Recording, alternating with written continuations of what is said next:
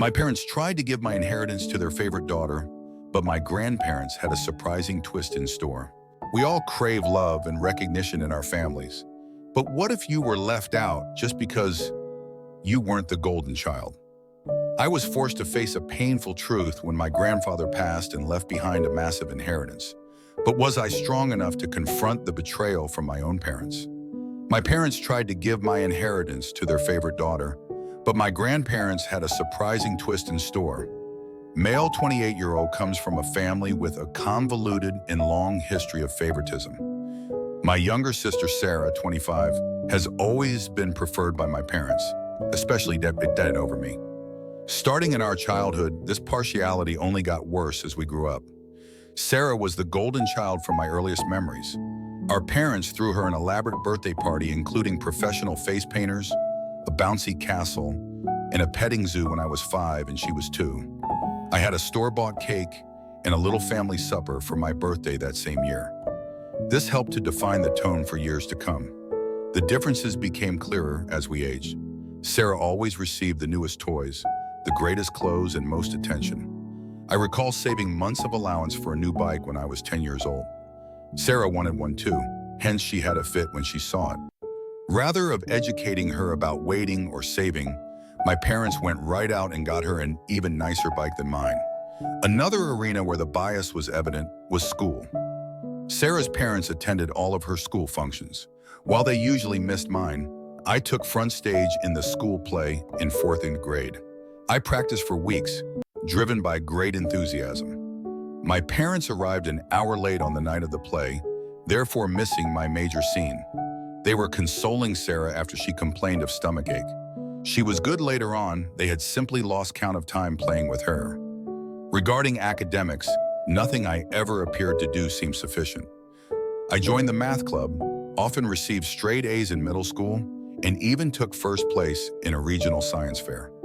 Though my parents hardly noticed these successes, they gave Sarah a celebratory dinner and purchased her a new phone as encouragement to keep getting better when she scored a B+ on one test in her weakest subject.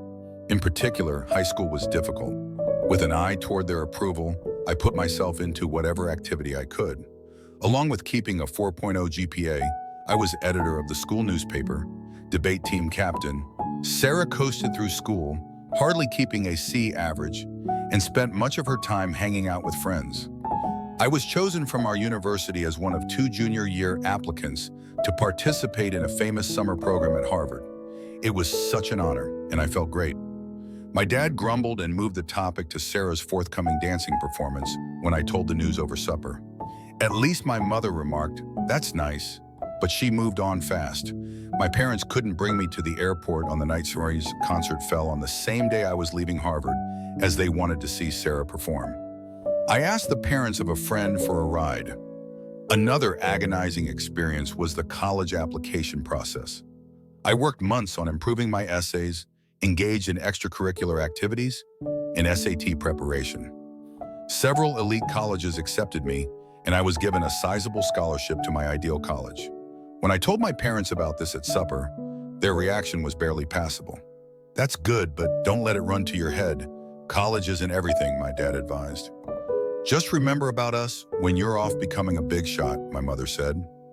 On the other hand, my parents were quite understanding when Sarah barely passed high school and chose not to attend college. They admired her for knowing herself and for defying social expectations, something they've never done for me. They even paid for her a car as a graduation gift. Emotionally, this persistent favoritism suffered me greatly. Over my teens and early 20s, I battled anxiety and despair. Beginning therapy in college, I came to realize that my parents' actions were not my fault. Years of effort were needed to develop my self-esteem and learn to validate myself rather than depending on my parents' approval. My immediate family did not help me, yet I still managed to lead a decent life. By the time I finished from college with honors, I had a decent job in finance and even purchased my own house by 27 years old. Though my parents aren't, I'm glad of what I've accomplished. Here then is where the current drama begins. On Dad's side, my grandfather died not too long ago. He left a sizable estate and was a successful businessman who started from nothing. In his will, he split his possessions equally among his grandchildren. including me, Sarah, and our Jessica, as well as his children, Dad, and his siblings. My portion of the bequest was significant, roughly $500,000. It would have let me invest in my future, pay off my education loans, and perhaps even launch my own company someday. This unanticipated windfall and the chances it could present made me happy. When the will was read, though, my parents clearly became agitated. Later, they drew me aside and said they felt it was unjust I received an equal portion. Sarah, who lives in our parents' basement and works part-time at a coffee shop, said she needed the money more since she was suffering. Though stunned, I attempted to keep cool. I clarified that Grandpa made this decision. They had no say on how he decided. They insisted I should act morally and give Sarah my fair part. They became enraged when I turned down and began guilt-tripping me, calling me unappreciative and selfish. Every incident my dad could recall where they had helped me came under discussion. Though I worked part-time to help with finances, he emphasized paying for my medically necessary braces, buying me school supplies, the bare minimum, and allowing me reside at home during college. He conveniently forgot about the car they bought Sarah, the many shopping sprees, and the fact they still support her at 2025. The matter got rapidly more serious. Acting as the executor, my dad chose to handle things himself. Along with her own inheritance, he declared he would be interpreting Grandpa's intentions and give Sarah my whole part. He said Grandpa would have wished if he had known our unique situation. I was broken. This was not only obviously illegal, but also a terrible reminder of how little my parents thought of me.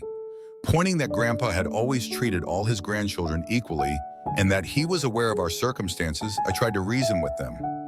Then my mother accused me of speaking ill of the deceased by implying Grandpa would have preferred anything else than what my dad was advocating.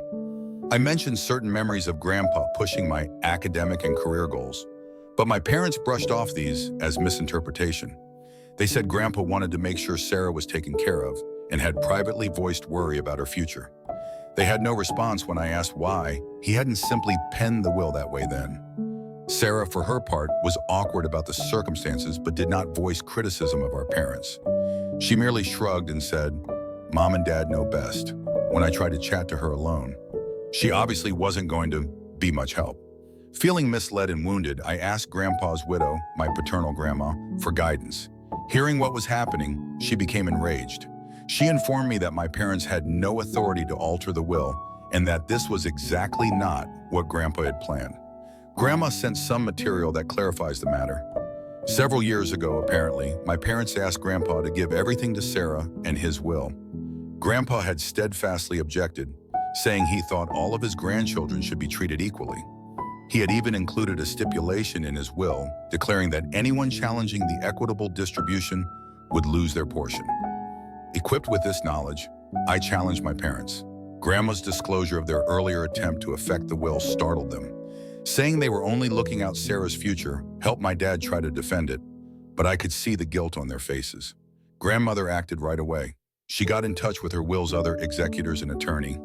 She also got in touch with my dad's siblings, who shared her equally strong indignation at what he was attempting. Taken together, they stopped my dad's scheme and guaranteed that the will would be carried out as stated.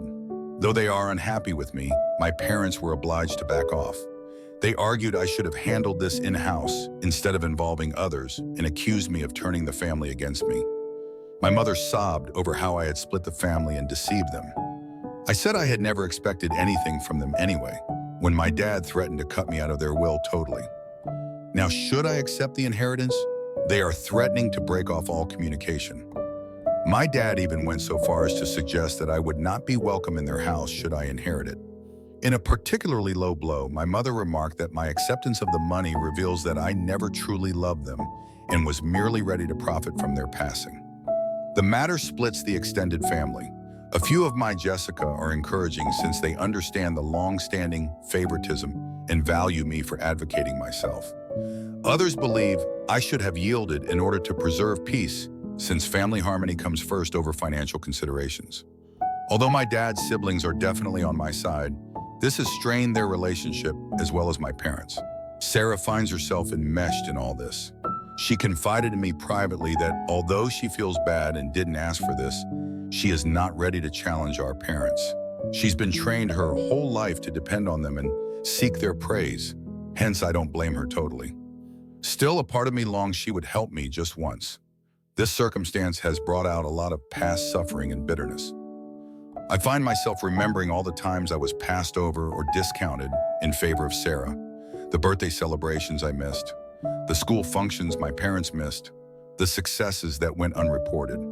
This one occurrence seems to be bringing to a head a lifetime of unfairness. Though the whole affair has caused a great divide in the family, I am keeping my ground and want to take my inheritance as Grandpa meant. My parents hardly talk to me, and family get-togethers have grown awkward. I missed our monthly family meal last week for the first time ever since I could stand the cold shoulders and accusing glares. Though there is turmoil, a tiny bit of me feels empowered. I'm confronting the unfair treatment by my parents for the first time in my life. I'm declaring my value and refuse to be written off. It's both terrible and freeing at once. Though I think I'm in the right here, the family drama is draining me. Something I hadn't experienced since college. I have started having anxiety attacks once more. To assist handle all this stress, I'm thinking about returning to therapy. Am I the one who should have refused to comply with my parents' expectations and accepted my inheritance? Should I have simply handed Sarah the money to maintain peace? Although I'm bored of being the family's scapegoat, I also fear losing my family totally. Any guidance or viewpoint would be much valued. Update. Since my first post 6 months ago, a lot has happened. I want to thank everyone for their support and guidance. It truly kept me strong during trying circumstances. Let me start with the legal aspect of things. Many of you advised, and I did see my own attorney. He verified that I had every right to inherit and that what my dad attempted was in fact illegal. He helped me record everything and ready to act legally should need it. Fortunately, things did not transpire as such. Along with my dad's siblings, my grandma and her attorney worked out matters without involving court. I got my whole fortune and the will was carried out exactly as intended. Because of his will manipulation attempts, my dad was removed as an executor. This was a somewhat demanding process spanning several weeks. My parents threatened litigation. There were tense meetings and furious phone calls. But ultimately, the law was unambiguous and they had to back off. Still ongoing, though, the family fallout has been noteworthy. At first, my parents doubled down on their viewpoint. They charged me with being avaricious and neglectful of my sister. They also sought to mobilize other family members against me, disseminating allegations that I had somehow coerced Grandpa into giving me money. Luckily, most of the family saw through their trickery. About 1 month following the will's acceptance, there was one really unpleasant occurrence at a family gathering. When my parents showed there unannounced, my aunt was hosting and hadn't asked them to come. They started a scene, starting to shout about how I had taken from Sarah and corrupted Grandma against her. My dad became saying I had ruined all these wonderful memories. My mother flung an old photo album squarely at my feet. It was awkward and terrible.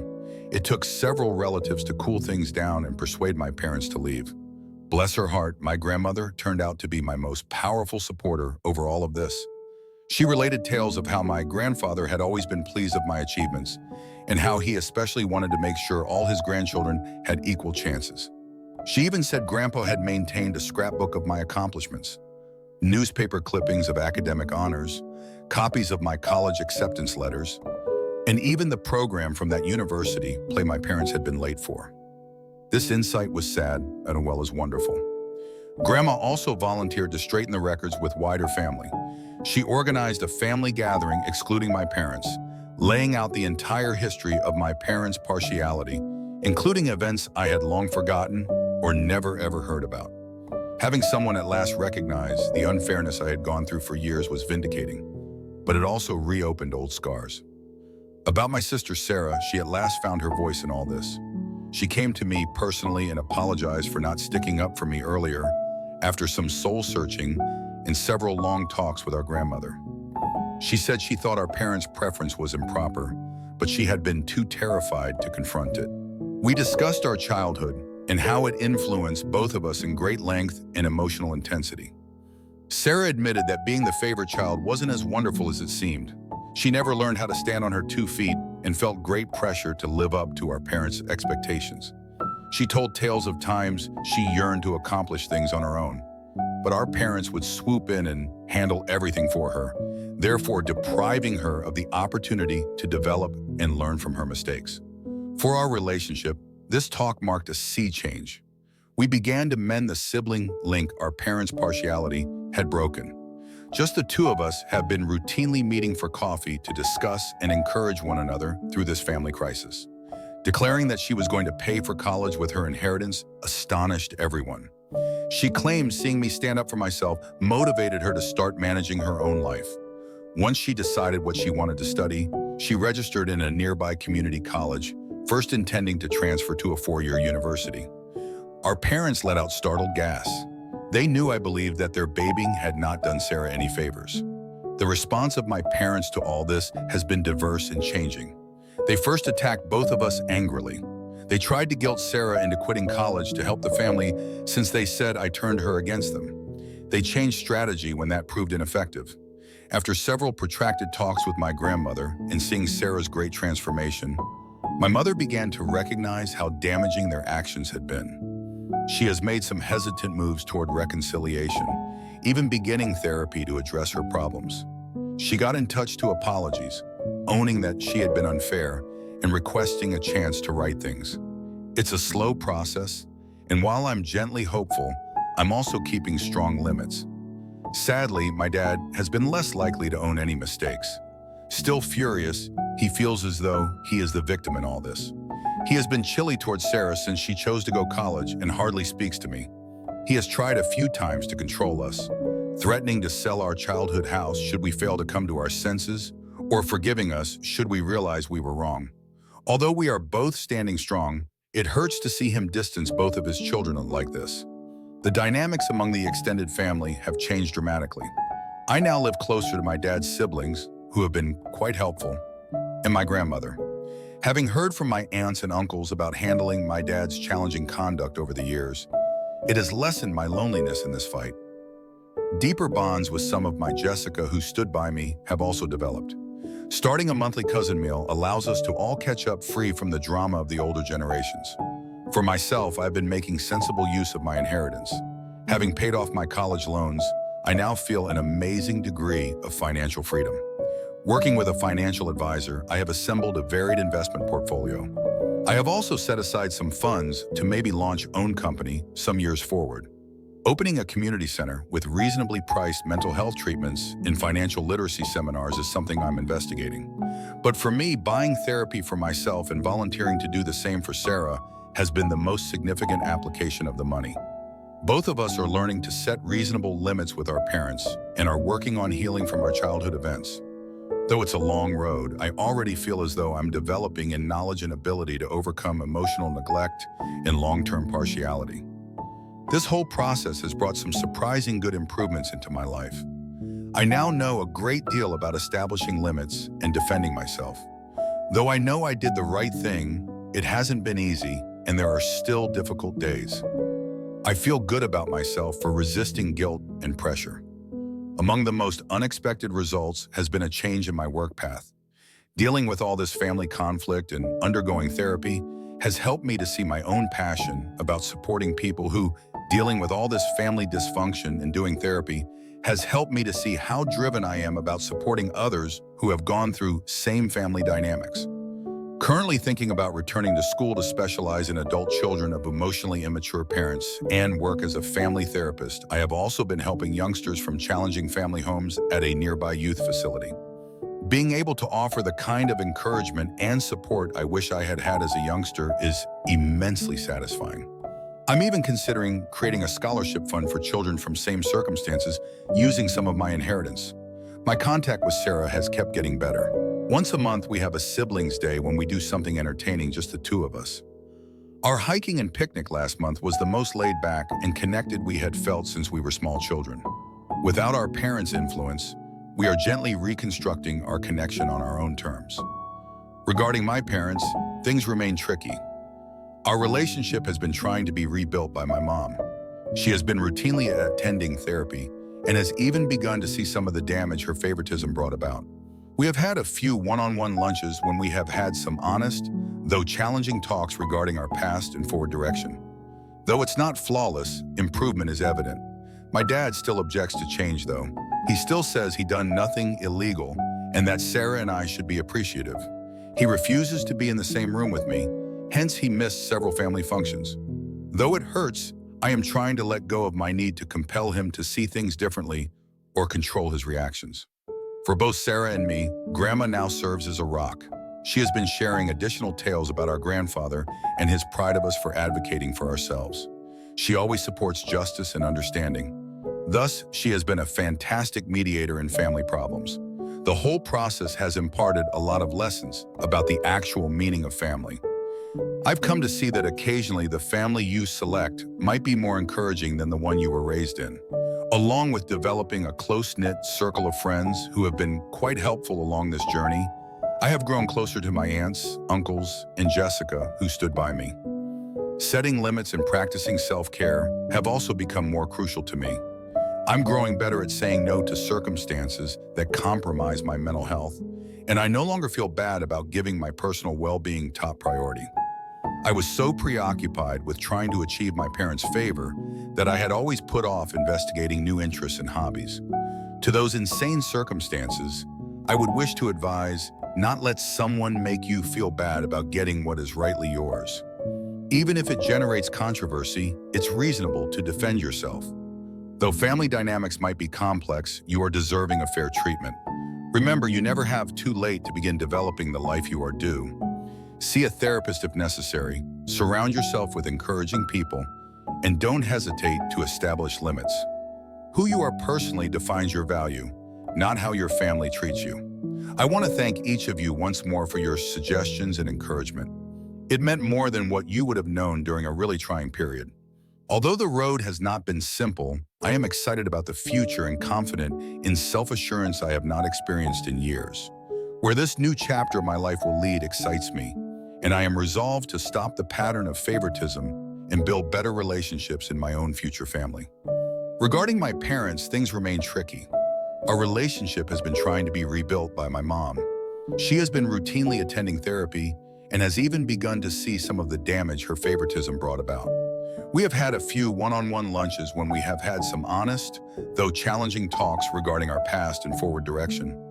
Though it's not flawless, improvement is evident.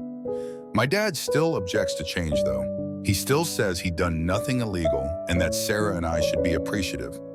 He refuses to be in the same room with me, hence he missed several family functions.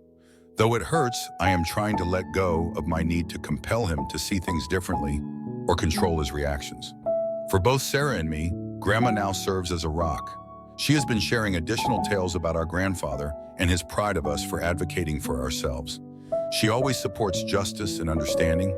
Thus, she has been a fantastic mediator in family problems. The whole process has imparted a lot of lessons about the actual meaning of family. I've come to see that occasionally the family you select might be more encouraging than the one you were raised in. Along with developing a close-knit circle of friends who have been quite helpful along this journey, I have grown closer to my aunts, uncles, and Jessica, who stood by me. Setting limits and practicing self-care have also become more crucial to me. I'm growing better at saying no to circumstances that compromise my mental health, and I no longer feel bad about giving my personal well-being top priority. I was so preoccupied with trying to achieve my parents' favor that I had always put off investigating new interests and hobbies. To those in same circumstances, I would wish to advise, not let someone make you feel bad about getting what is rightly yours. Even if it generates controversy, it's reasonable to defend yourself. Though family dynamics might be complex, you are deserving of fair treatment. Remember, you never have too late to begin developing the life you are due. See a therapist if necessary, surround yourself with encouraging people, and don't hesitate to establish limits. Who you are personally defines your value, not how your family treats you. I want to thank each of you once more for your suggestions and encouragement. It meant more than what you would have known during a really trying period. Although the road has not been simple, I am excited about the future and confident in self-assurance I have not experienced in years. Where this new chapter of my life will lead excites me, and I am resolved to stop the pattern of favoritism and build better relationships in my own future family. Life can often feel like a ship drifting at sea. We cannot avoid the storms, the challenges, and the obstacles that continuously come our way. But it is these very challenges that make us stronger, teaching us how to steer the ship of our lives more steadily. We will encounter moments of turmoil, unexpected situations that sometimes come from those closest to us, our family. But the most important things, whether we have the courage to face these challenges, keep a firm grip on the wheel, and continue our journey. Today's story is not just about an inheritance battle or family favoritism, but truly about how we find strength within ourselves, face injustice, and carve our own path, even if that means confronting our closest loved ones. When your family is the first to betray you, what will you do? Will you choose to forgive and continue loving them? Or will you bravely face the truth, protect yourself, and stand up for who you are? I'm sure each of us would have different answers to this question, and that's what makes life so diverse and complex. Sometimes forgiveness and love may be the only way to find peace within our hearts, but at other times we must be firm and protect ourselves, even if it means sacrificing close relationships. Ultimately, the path we choose must come from self-respect and an understanding of who we are. This story is not just a lesson on family favoritism, but also a reminder that no matter how harsh life gets, we can still stand tall, change, and rebuild our lives. No one can define your worth except you. We may face hardships, but we must never lose sight of our value through it all. Never let those around you, even those closest to you, make you forget who you are. Today's story is a clear testament to the fact that no matter how hurt we may feel, we can still rise and continue our journey. When everything seems to fall apart, it's often the moment we have the chance to recreate ourselves, rediscover our inner strength, and keep moving forward. In the end, we'll realize that when faced with our biggest challenges, we not only overcome them, but we also grow tremendously. If this story has touched your heart, don't forget to subscribe to our YouTube channel to continue following these inspiring stories and valuable life lessons. Each video is an opportunity for us to explore the deeper meanings of life together. Be sure to turn on the notification bell so you never miss a video, as these stories might just be the motivation you need to find strength during tough times. Share this story with your friends and family so we can spread meaningful messages and build a strong community, always supporting one another on our journey to find peace and happiness.